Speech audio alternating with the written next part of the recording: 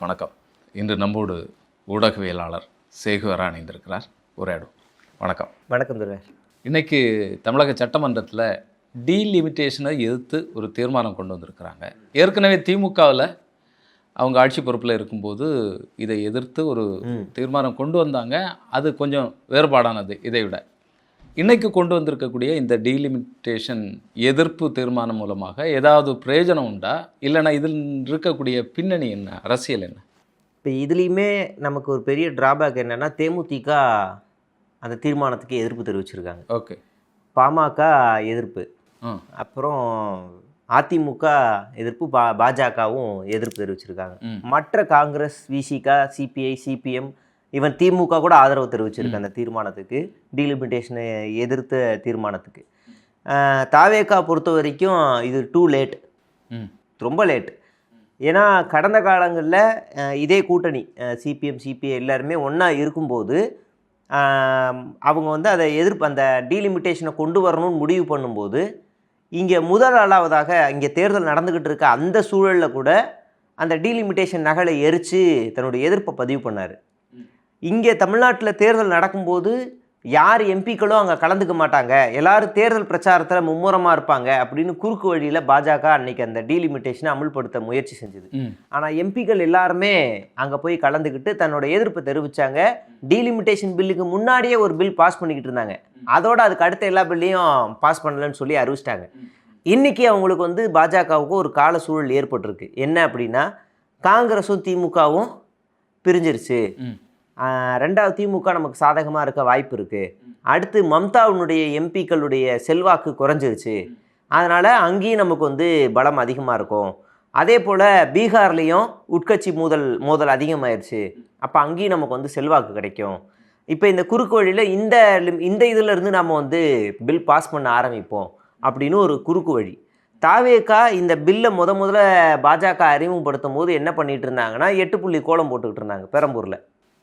அப்போ அவங்க கொடுத்த அறிக்கை இன்றைக்கும் பதட்டமாக இருக்கும். அதை படித்து பார்த்தா என்னென்னா, மக்களுடைய பிரச்சனையில் முக்கியமான பிரச்சனை டீலிமிட்டேஷனே கிடையாது, அப்படி எதுவுமே கிடையாது, இல்லாத பூச்சாண்டியை காட்டுறீங்க அப்படின்னு ஒரு அறிக்கையை வெளியிட்டுட்டு இன்றைக்கி நாங்கள் கடுமையாக எதிர்க்கிறோன்னு சொல்லி வர்றது என்னென்னா, என்ன சொல்கிறது, இது வெந்த புண்ணில் விரல பாய்ச்சதா, அது இன்னொன்று சொல்லுவாங்கல்ல, கல்யாணத்துக்கு கூப்பிட்டா பிரசவத்துக்கு வர்றது, அந்த பழமொழி பொருந்தும். இல்லை, அன்னைக்கு திமுக தலைவர் ஸ்டாலின் அவர்கள் அந்த நகலை எரிச்சது பெரிய பேசு பொருளாக ஆச்சு. ஆமாம், நாடு முழுவதும். ஆமாம். அப்போ அதை வந்து தமிழகத்தில் மடைமாற்றுறதுக்காக இது ஒரே ஒரு விஷயம் இல்லாத இந்த விஷயத்த இவ்வளோ பெருசாக பண்ணுறாங்க அப்படிங்கிறது மாதிரி அப்போ தாவேகா பண்ணுச்சு.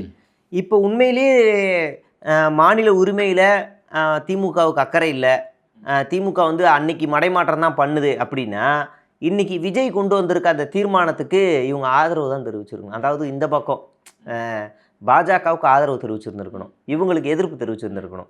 ஆனால் திமுக முதல்ல ஆதரவு தெரிவிக்குது, தீர்மானத்துக்கு ஆதரவு தெரிவிக்குது. இல்லை, இதில் ஒரு வேறுபாடு பார்க்க முடியுது. ஏற்கனவே வந்து திமுக மற்ற மாநிலங்களுடைய முதல்வர்களை, எதிர்க்கட்சி தலைவர்கள்லாம் கூப்பிட்டு சென்னையில் ஒரு மீட்டிங் போட்டு அங்கே ஒரு தீர்மானம் நிறைவேற்றுறாங்க. அது வந்து ஃபேர் டீலிமிட்டேஷன் தானே?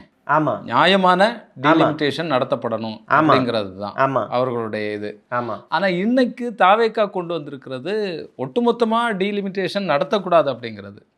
ஆனால் அதுக்கு திமுக ஆதரவு தெரிவிக்கிறது. இதை எப்படி புரிஞ்சுக்கிறது? இந்த மாநில அரசாங்கம் எதையாவது ஒன்று செய்யுதே அப்படிங்கிறதான். பேன் டீலிமிட்டேஷனை மாநில அரசாங்கத்தில் ஒரு எம்பி கூட இல்லாத தாவேகாவால் எந்த முயற்சி எடுக்க முடியாது. அதிக எம்பிக்கள் வச்சுருக்கிற திமுக தான் ஓரளவுக்கு வாய்ஸ் ஃபைட் பண்ண முடியும். இப்போ இவங்க இந்த முயற்சி எடுக்கிறாங்கன்னா இப்போ இதுக்கு நம்ம வரவேற்கணுன்றதான் ஒரே இது. இதில் போய் நாம் இல்லை ஃபேர் வைங்க, பேன் வேணாம் அப்படின்னா நீங்கள் பாருங்கள், அப்போனா இவங்க வந்து இதுக்கு ஆதரவு வைக்கிறான்னு இவன் வந்து இவன் அது முதல்ல மாற்றி விட்ருவாங்க. பாருங்கள், நாங்கள் டீலிமிட்டேஷனே வேணான்னு பாஜகவுக்கு எதிராக செஞ்சுக்கிட்டு இருக்கோம், இந்த நேரத்தில் திமுக வந்து எங்களுக்கு ஆதரவாக இல்லைன்னு இவன் கிளப்பி விடுவாங்க. சரி, நீ இப்போ மாநில உரிமை இப்போயாவது பேசுகிறியே, முதல் முறையாக தாவேகா மாநில உரிமை பேசுது அப்படின்னா அவங்க அந்த தீர்மானத்துக்கு இது கொடுக்குறாங்க, ஆதரவு கொடுக்குறாங்க. இப்போ இந்த டீலிமிட்டேஷன்ற உள் விவகாரம் இது எவ்வளோ பெரிய ஆபத்துங்கிறது தாவேகாவில் இருக்க எல்லாருக்கும் புரிய ஆரம்பிச்சிருக்கு. எல்லோரும் ஒருத்தனா படிக்க ஆரம்பிக்கிறான், டீலிமிட்டேஷன்னா என்ன, அது எத்தனை இது வரும் அப்படின்னு. இப்போ அதிமுக மாதிரியான ஆளுங்கள்லாம் மேலோட்டமாக ஒரே ஒரு பாயிண்ட்டை மட்டுமே வச்சு இந்த டீலிமிட்டேஷனை ஆதரவு தெரிவிப்பாங்க. என்ன, எம்பிக்கள் அதிகமாகுது, எம்பிக்கள் அதிகமாகுது அப்படின்னு ஒரு பாயிண்ட்டை வைக்கிறாங்க. ஆனால் அது எம்பிக்கள் அதிகமாகுது ஓகே, ஆனால் நம்மளுடைய பர்சன்டேஜ் விகிதத்தில் அதை பார்த்தோம் அப்படின்னா தமிழ்நாட்டுக்கு 7.18% 5.77% குறையும். 7.57 இப்போ இருக்குது நமக்கு. ஆனால் இப்போ இந்த டீலிமிட்டேஷன் வருது அப்படின்னா எம்பிக்கள் உயர்ந்துச்சுன்னா இந்த பர்சன்டேஜ் எகிறணும். ஆனால் எகராமல் குறையுது. சரி சரி 5.77 மாறுது. சரி, இதுக்கு காரணம் என்ன அப்படின்னா வட மாநிலங்களில் குறிப்பிட்ட சில மாநிலங்களில் மக்கள் தொகையினுடைய கணக்கெடுப்பு அதிகமாக இருக்குது. குறிப்பாக குஜராத்து, பீகார், உத்தரப்பிரதேஷ் இந்த 3 மாநிலங்களில் இருக்கக்கூடிய மக்கள் தொகை அதிகமாக இருக்குது. இப்போ இந்த மக்கள் தொகையை கணக்கெடுக்கிறாங்க அப்படின்னாக்கா தமிழ்நாட்டுக்கு இப்போ இருக்கிற மக்கள் தொகையில் என்ன வரும், ஒரு 10 எம்பிக்கள் சீட்டு அதிகமாகும். 39லேருந்து 49 அதிகரிக்க வாய்ப்பு இருக்குது. இல்லை ஒட்டுமொத்தமாக அதிகரிக்கும் போது பாராளுமன்ற தொகுதிகளை கூட்டும் போது 49 தான் ஏறும். சரி, இதில் ஏன் நமக்கு 49 ஏறுதுன்னா நாம் குடும்ப கட்டுப்பாடில் ஒரு பெரிய அவேர்னஸை க்ரியேட் பண்ணி இன்றைக்கி பல குடும்பங்களில் ஒரு குழந்தை இல்லை 2 குழந்தை, 2 குழந்தைகளுக்கு மேலே 3 குழந்தைலாம் நீங்கள் பக்கத்து வீட்டில் எங்கேயாவது பார்த்துருக்கு வாய்ப்பே கிடையாது. ரொம்ப கஷ்டம், ரொம்ப ரேர். நீங்கள் அவ்வளோ கஷ்டமாக இருக்கும். அப்போ நம்ம அந்த மக்கள் தொகையை நம்ம சுருக்கியிருக்கோம். இந்த விழிப்புணர்வை கொண்டு வந்தது அப்போவே காங்கிரஸ் ஆட்சி. அப்போ கணக்கெடுப்பு நடத்தும் போதே இந்தியாவில் மக்கள் தொகை அதிகமாகிட்டே போகுது, சீனாவே ஓவர்டேக் பண்ணுறோம், அப்போ இது சுருக்கணும் அப்படின்னு எல்லாம் பண்ணதுனால தமிழ்நாடு மட்டும்தான் அந்த விழிப்புணர்வை கரெக்டாக ஃபாலோ பண்ணுது. ஆனால் இன்றைக்கும் உத்தரப்பிரதேசில் அதை ஃபாலோ பண்ண கிடையாது, குஜராத்தில் ஃபாலோ பண்ண கிடையாது, பீகாரில் ஃபாலோ பண்ண கிடையாது. ஒரே வீட்டில் 4 பேர் 5 பேர் இருப்பாங்க. அப்படியான நிலையில் நமக்கு வெறும் 49. உத்தரப்பிரதேசத்தில் இப்போ இருக்கிற கணக்குப்படி 80 எம்பிக்கள் இருக்கிறாங்க. ஒருவேளை கூடுதலாகுது அப்படின்னா 143 ஏறும். 80லேருந்து 143 ஏறும் அப்படின்னா 63 எம்பிக்கள் அதிகமாகும். 10 எங்கே இருக்குது, 63 எங்கே இருக்குது? இது ஒரு உதாரணம். அடுத்து குஜராத்தில் இப்போ 26 எம்பிக்கள் இருக்கிறாங்க. அவங்களுக்கு மக்கள் தொகை அடிப்படையில் அவங்க கொடுக்குறாங்க அப்படின்னா 23லேருந்து 43 உயரும். 26லேருந்து 43 உயரும். அதாவது 17 எம்பிக்கள் கூடுதலாக வருவாங்க. இப்போ இந்த 3 மாநிலங்கள் மட்டுமே வச்சுக்குவோம். ஒருவேளை இந்த டீலிமிட்டேஷனில் அமலுக்கு வந்துருச்சு அப்படின்னா நாளைக்கு குலக்கல்வி திட்டத்தை நாங்கள் அமல்படுத்த போகிறோம் அப்படின்னு பாஜக ஒரு தீர்மானத்தை ஒன்றிய அரசு போடுது அப்படின்னா தமிழ்நாட்டில் இருக்கிற 49 எம்பிக்களும் குரல் கொடுத்தா கூட இந்த 3 மாநிலங்களோட ஃபுல் சப்போர்ட் வந்துச்சுன்னு வச்சுக்கோங்களேன், தமிழ்நாடு அமைங்கிடும். அப்போ நீ 49 கொடுத்தும் வேஸ்ட்டுன்றது வருதுல்ல. இந்த ஆபத்தை உணராமல் இன்றைக்கி அதிமுக அதுக்கு சப்போர்ட் பண்ணுது.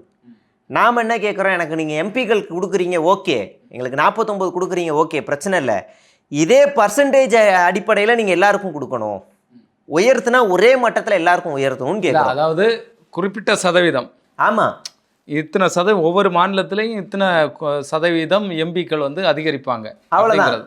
அப்படின்னா தான் இது ஒரு சரிப்பங்காக இருக்க முடியும். இது ஒரு ஆபத்து இருக்குது இதில். அப்போ நீங்கள் இப்போ 80 எங்கே இருக்குது, 163 எங்கே இருக்குது, டபுள் மடங்காகுது.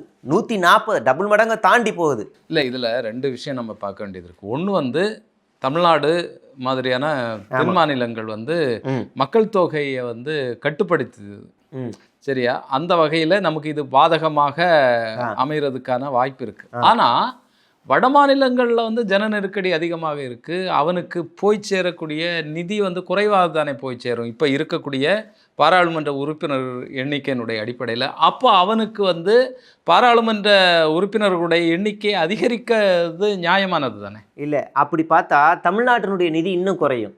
ஏற்கனவே உங்களுக்கு பீகாருக்கும் தெலுங்கானாவுக்கும் மட்டுமே அதிக அளவில் நிதி போயிட்டு இருக்கு.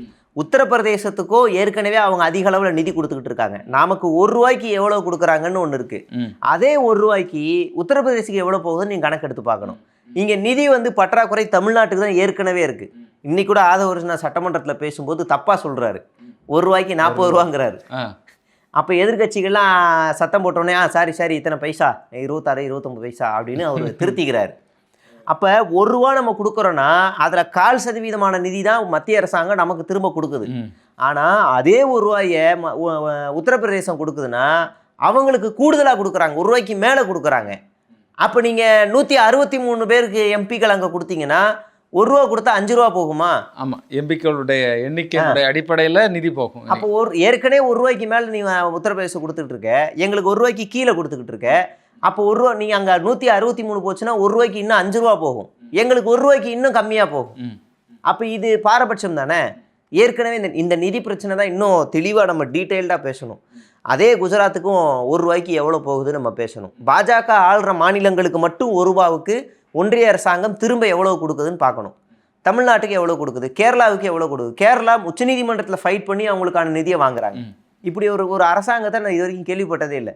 நான் சொல்கிறது பினராயி விஜயன் ஆட்சியில் உச்சநீதிமன்றத்தில் போய் எங்களுக்கு தர வேண்டிய நிதியை கொடுக்க மாட்டாங்கன்னு சொல்லி போராடி வாங்கினாங்க. ஆனால் அப்படி போராட வேண்டிய நிலை உத்தரப்பிரதேசுக்கோ இல்லை குஜராத்துக்கோ இல்லை, தானாகவே போய்கிட்டே இருக்குது.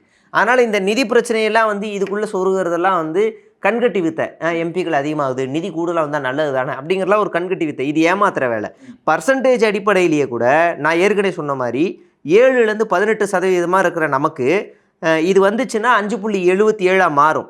ஆனால் உத்தரப்பிரதேசுக்கு 14.7% இருக்கிறது 16.8% அங்கே உயரும். அப்போ இது ஒரு பெரிய பாரபட்சம். அதாவது 548 இருக்கிற 743 இருக்கிற எம்பிக்களில் இப்போ 848 உயரும். இந்த 848 தென் மாநிலங்களுக்கு மட்டும் எத்தனை எம்பிக்கள் உயரும் அப்படின்னு பிரிச்சோன்னா வெறும் 0.25%. அப்படியே வட மாநிலங்கள் இல்லை நார்த் ஈஸ்ட்டு இப்படியெல்லாம் பிரித்தோம் அப்படின்னா 2 மடங்கு 3 மடங்கு அதிகமாகுது. அப்போ அந்த பார்ஷியாலிட்டியை தான் நம்ம வேணாம் அப்படின்னு சொல்கிறோம். இப்போ விஜய் மக்கள் தொகை கணக்கெடுப்புக்கு ஆளாக கையெழுத்து போட்டு எல்லாரும் கையெழுத்து போடுங்கன்றாரு. இன்னொரு பக்கம் டீலிமிட்டேஷனை இந்த இதில் இருந்து நான் எதிர்க்கிறேன்றாரு. இந்த நிலையை நமக்கு வித்தியாசமாக இருக்குது. இல்லை, மக்கள் தொகை கணக்கெடுப்பினுடைய அடிப்படையில் தானே எங்கள் டீலிமிட்டேஷன் கொண்டு வர போகிறாங்க. இன்னொன்று 50% இந்த பாராளுமன்ற எண்ணிக்கையை அதிகரிக்கலாம் அப்படின்னு ஒரு விஷயம் சொல்லப்பட்டது ஏற்கனவே பாராளுமன்றத்தில். அதை கொண்டு வந்தாலும் நமக்கு பாதகமா, அதை கொண்டு வந்தால் நமக்கு பரவாயில்லையா அப்படின்னு ஒரு தோணல் இருக்கா? எப்படி புரியல? அதாவது இப்போ 543 தொகுதிகள் இருக்குது, 543 பாராளுமன்ற இதில் ஒட்டுமொத்தமாகவே 50%. அதாவது இப்போ நமக்கு 39, பாண்டிச்சேரியோட 40 இருக்குது. இப்போ 40ல் 50% பாராளுமன்றம் நமக்கு கூடுனா 40 60 ஆகும். இல்லை, அப்படி வராது. நீங்கள் ரூலிங் கெப்பாசிட்டியே பார்த்தீங்கன்னா இந்த நாட்டினுடைய ஒட்டுமொத்த சட்ட திட்டங்கள் எல்லாத்தையுமே தீர்மானிக்கிறது குறிப்பிட்ட ஒரு 3 மாநிலங்களாக தான் இருக்கும். அது கண்டிப்பாக குஜராத்தோ இல்லை உத்தரப்பிரதேசோ இல்லை பீகாரோ, இந்த 3 மாநிலங்கள் மட்டுமே மக்கள் தொகையில் அதிக அளவில் இருக்குது. அந்த மாநிலங்கள் மட்டுமே அதுக்கு அடுத்தடுத்து யார் பிரதமர் ஆகணும், என்ன திட்டங்களை கொண்டு வரணும், எவ்வளவு நிதி ஒதுக்கணும்னு தீர்மானிக்கக்கூடிய அத்தாரிட்டியில் அந்த மாநிலங்கள் தான் இருக்கும். நீங்கள் அந்த பெர்சன்டேஜை இந்த இடத்துல பொருத்தவே முடியாது. அங்கே இருக்க மக்கள் தொகையோடு இங்கே பொருத்தவே முடியாது. 50% நமக்கு இது எப்படி இருக்குன்னா எம்பிக்கள் அதிகமாகுது, நிதி அதிகமாக வரும் அப்படின்னு சொல்கிறது எல்லாமே அதுக்கு பின்னாடி ஒரு மாய வலை இருக்குது. நீங்கள் டிசைடிங் அத்தாரிட்டியில் உத்தரப்பிரதேசம் குஜராத்தும் இந்த டெல்லி கூட இருக்காது, பீகார் தான் இருக்கும். அப்போ இந்த 50% வந்தால் கூட நமக்கு அது பாதகம் தான், சாதகமாலாம் அமையாது. அது மிகப்பெரிய இதை பற்றி ஒரு தெளிவான விவாதம் போகலையா ஒருவேளை ஒட்டுமொத்த இந்தியாவிலையும் இல்லைன்னா தமிழகத்தில்? இப்போ ஆதவ் அர்ஜுனா டீலிமிட்டேஷனே வேண்டாம் அப்படிங்கிற மாதிரி சொல்கிறாரு. ஏற்கனவே நியாயமான முறையில் இந்த டீலிமிட்டேஷன் வேணும் அப்படின்னு சொல்லி திமுக சொல்லிட்டு இருந்தது. இன்னைக்கு தாவைக்கா கொண்டு வரக்கூடிய நோ டீலிமிட்டேஷன் அப்படிங்கிறதுக்கு ஆதரவு தெரிவிக்கிறாங்க. ஆனால் தேமுதிக எதிர்ப்பு தெரிவிக்குது, பாமக எதிர்ப்பு தெரிவிக்குது, அதிமுக எதிர்ப்பு தெரிவிக்குது. அவங்களுடைய நிலைப்பாடுகள் என்ன உண்மையிலே? அப்போ இது ஒரு சரியான ஒரு விவாதத்துக்கு உள்ளாகாமல் ஒரு குழப்பமான நிலையில் இருந்துகிட்ருக்கா? தேமுதிக ஏன் அது ஆதரவு தெரிவிச்சாங்கன்னு தெரியல. செய்தி அப்படி தான் பார்த்தேன். ஒருவேளை அவங்களுக்கு இன்னொரு சீட் ஏதாவது வேணுன்றதுக்காக அவங்க பண்ணாங்களா என்னன்னு தெரியல. மற்றபடி அதிமுக பாமக அதிமுக அது ஆல்மோஸ்ட் அது என்டிஏ கூட்டணியில் தான் இருக்குது. அதனால் அவங்க அந்த திட்டத்தை அவங்க ஆதரித்து தான் ஆகணும், அந்த கட்டாயத்துக்குள்ளே தான் இருக்கிறாங்க. இது ஒரு பக்கம் இருந்தாலும் திமுக இன்றைக்கி இந்த திட்டத்தை எதிர்க்கிறதுக்கு காரணம் இன்றைக்கி அந்த பேனாக மாறுறதுக்கு எல்லாமே நான் முன்னாடி சொன்னது தான். உங்களுக்கு இப்போ அவங்கள எதிர்க்க வேண்டிய இருக்குன்னு. ஆனால் பாஜகவை பொறுத்த வரைக்கும் இங்கே தமிழ்நாடு அனைத்து கட்சி கூட்டம் போட்டு, அவங்க அனைத்து கட்சி கூட்டம் போடல, அனைத்து எம்பிக்கள் கூட்டம் போட்டாங்க. அதில் போட்டு அதில் தீர்மானம் நிறைவேற்றி சட்டமன்றத்தில் தீர்மானம் நிறைவேற்றினாலும் பாஜகவுக்கு பெரிய பாதிப்பு கிடையாது. ஏன்னா தாவேகாவிலேருந்து எந்த எம்பிக்களும் கிடையாது. தாவேகாவுக்கு இருந்த ஒரே ஒரு எம்பியும் காங்கிரஸை தாராவாத்து கொடுத்துட்டாங்க. அப்போ இவங்க போய் அங்கே போய் பாஜகவில் டெல்லியை பகச்சிக்கணுன்ற எந்த அவசியமும் கிடையாது. கூப்பிட்டு உட்காந்து பேசின 19 எம்பிக்கள் மட்டும்தான் போய் பேச போகிறாங்க. இவங்க வந்து அந்த அனைத்து எம்பிக்கள் கூட்டம் கூடலனாலும் விசிகா, சிபிஐ, சிபிஎம் ஆல்மோஸ்ட் டீலிமிட்டேஷனுக்கு எதிரி தான். திமுகவே ஆதரவு தெரிவித்தாலும் இந்த கட்சிகள் எதிர்ப்பு தான் தெரிவிக்கும். காங்கிரஸும் சொல்ல முடியாது, அது எங்கே என்ன கொடுத்தாலும் வாங்கிட்டு ஆதரவாக எதிர்ப்பான்னு சொல்லிப்பாங்க. அது வேற, அது தனிப்பட்ட அது வேற கணக்கு. அவங்க எம்பிக்களே பல பேர் ஆதரவும் தெரிவிப்பாங்க, சொல்ல முடியாது. அப்போ திமுக எதிர்க்காது, ஆனால் திமுகவும் ஆதரிக்காது, எதிர்க்கும். அப்போ இந்த கூட்டணி கட்சிகளும் எதிர்க்கும். இப்போ இந்த தாவேகா இதில் என்ன கட்டமைக்க விரும்புகிறாங்கன்னா, ஆதவர் நான் சொல்கிறது ஓப்பன் ஸ்டேட்மெண்ட்டாக, நீங்கள் வேணால் பாருங்கள், நாடாளுமன்றத்தில் திமுக டீலிமிட்டேஷனுக்கு ஆதரவு கொடுப்பாங்க, பாஜகவுக்கு ஆதரவு கொடுப்பாங்க அப்படின்னு இங்கே ஒரு நரேட்டிவ் செட் பண்ணுறது காரணம் என்னென்னா, நாங்கள் தான் பாஜக எதிர்ப்பாளர்கள்னு சொல்கிறது தான். அதுக்கு தான் இந்த முன்முயற்சி எல்லாமே. ஆனால் அன்னைக்கு மட்டுமே திமுகவில் இருக்கக்கூடிய ஸ்போக் பர்சன்ஸ்லேருந்து முக்கியமான எம்பிக்கு, அதாவது நாடாளுமன்ற உறுப்பினராக இருக்க கனிமொழி முதற்கொண்டு அவங்க என்ன சொல்கிறாங்கன்னா, கடந்த காலத்தில் எங்களோட நிலைப்பாடு என்ன அதே தான் அப்படின்னு தெளிவாக சொல்கிறாங்க. ஆராசாவிலேருந்து எல்லாருமே, முன்னாள் முதல்வர்லேருந்து உதயநிதியிலேருந்து எல்லாருமே டீலிமிட்டேஷனுக்கு எதிர்ப்பு தான் தெரிவிச்சுட்டு வந்துட்டு இருக்காங்களே தவிர, இப்போ வரைக்கும் நாங்கள் பின்னாடி யோசிச்சு சொல்கிறோம், கட்சி தலைவர் சொல்லுவார் அப்படின்னு தாவேகா மாதிரி உருட்டலை, தெளிவாக தான் சொல்லியிருக்கிறாங்க. அதே பேர் சண்முகம் கம்யூனிஸ்டில் அவர் என்ன சொல்கிறாருன்னா, திமுக டீலிமிட்டேஷனுக்கு ஆதரவாக ஸ்டாண்ட் எடுத்த மாதிரிலாம் எந்த வெளிச்சமும் தெரியலையே, அப்படி எந்த ஆதாரமும் தெரியல, அப்படி 19 தாவேகா சொல்கிறலாம் ஏற்றுக்க முடியாது, கனிமொழியும் அப்படி தான் சொல்கிறாங்க, அந்த கட்சியுடைய நிலைப்பாடு அறிக்கை எல்லாமே எதிராக தான் வருது, அதனால் அப்படியெல்லாம் நாங்கள் வந்து யூகிக்க முடியாது, அவங்க ரொம்ப தெளிவாக தான் இருக்காங்கன்னு சண்முகம் சொல்கிறார். அதே தான் விசிகாவும் சொல்லுது. விசிகா என்ன சொல்லுதுன்னா, பாஜக எதிர்ப்பில் தாவேகாவும் திமுகவும் ஒன்றா சேர்ந்துங்கிறாரு. அவரோட கோரிக்கை வேணால் இன்றைக்கி நிறைவேறி இருக்குன்னு சொல்லலாம், சட்டமன்றத்தில் ஒன்றா தீர்மானம் நிறைவேறி இருக்குன்னு சொல்லலாம், அவ்வளோதான். இப்போ இதுக்குள்ளே நீங்கள் தாவேகா இங்கே தீர்மானம் நிறைவேற்றினாலும் அங்கே போய் ஃபைட் பண்ண போகிறது அதிக எம்பிக்களில் இருக்க திமுக தான் ஃபைட் பண்ண போகுது. அதிக எம்பிக்கள் அடுத்ததாக இருக்க காங்கிரஸோ, அதுக்கு அடுத்ததாக இருக்கிற சிபிஎம்மோ, சிபிஐயோ, இவங்க தான் போய் அங்கே போய் ஃபைட் பண்ண போகிறாங்க. இப்போ தாவேகா இங்கே சும்மா ஜஸ்ட்டு நாங்களே எதிர்ப்புன்னு ஒரு 8 புள்ளி கோலத்தை சட்டமன்றத்தில் போட்டிருக்காங்க, அவ்வளோதான். மற்றபடி ஒரு செய்தி அவ்வளோதான், நாங்களும் எதிர்க்கிறோம் அப்படின்னு ஒரு காட்டியிருக்காங்களே தவிர இவங்களால எந்த இதுவுமே பண்ண முடியாது. இவங்களோட வாய்ஸ் அங்கே டெல்லிக்கு ஒரு பிரதிநிதி போனால் மட்டும்தான் உண்டு, அது போகாமல் இங்கே குண்டு சட்டியில் குதிரை ஓட்டுறதுலாம் வேலைக்கு ஆகாது. இல்லை, இப்போ தாவேகாவினுடைய கடந்த கால அவர்களுடைய செயல்பாடுகளை பார்க்கும்போது இன்னைக்கு பாஜகவை எதிர்க்கக்கூடிய ஒரு நிலைக்கு வந்திருக்காங்க அப்படின்னு வந்து சொல்ல வேண்டியது இருக்குமா?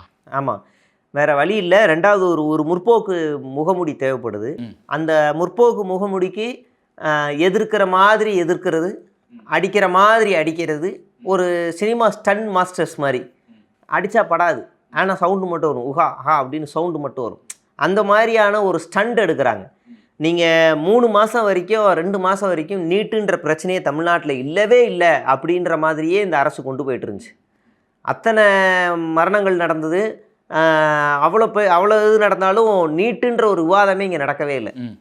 ஆனால் எண்ணிக்கை அதிகமாக ஆரம்பித்த உடனே, ப்ரொட்டஸ்ட் அதிகமாக ஆரம்பித்த உடனே, சிஜேபின்னு ஒன்று இவங்களுக்கு பெரிய இடியாக வந்து இறங்கின உடனே, நீட்டுன்ற ஒரு விவகாரம் பேசும் பொருளான உடனே வேறு வழி இல்லை. வேறு வழி இல்லாமல் தான் இவங்க பாஜகவை எதிர்த்து நீட்டுக்கு எதிராக பேசுகிறாங்களே தவிர, இப்போ வரைக்கும் நீட்டுக்கு எதிராக அவங்க நியாயமாக நீட்டுக்கு எதிராக விஜய் வந்து வந்த அப்போவிலேருந்தே பேச ஆரம்பிச்சிருக்கணும் ஒன்று. அதுக்கு அடுத்ததாக மத்திய அரசாங்கம் கொண்டு வரக்கூடிய எல்லா விவகாரங்களுக்கும் இப்போ நாடாளுமன்றம் கூட்டுறதுனால டீலிமிட்டேஷன் பற்றி பேச வேண்டிய கட்டாயத்துக்கு தள்ளப்பட்டிருக்காங்க.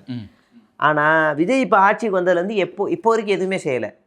இப்போ இவர் தேர்தலுக்கு முன்னாடி ஒரு மாதத்துக்கு முன்னாடி ஒரு ஜோக் ஆர்ப்பாட்டம் நடத்துனாங்கல்ல, திடீர்னு அவங்களுடைய தேர்தல் வாக்குறுதிகளில் ஒன்று சொருகப்பட்டுச்சு, சாதி வாரியாக கணக்கெடுப்பு அப்படின்னு. அதையும் விஜய் இன்னைக்கு வரைக்கும் செய்யலை.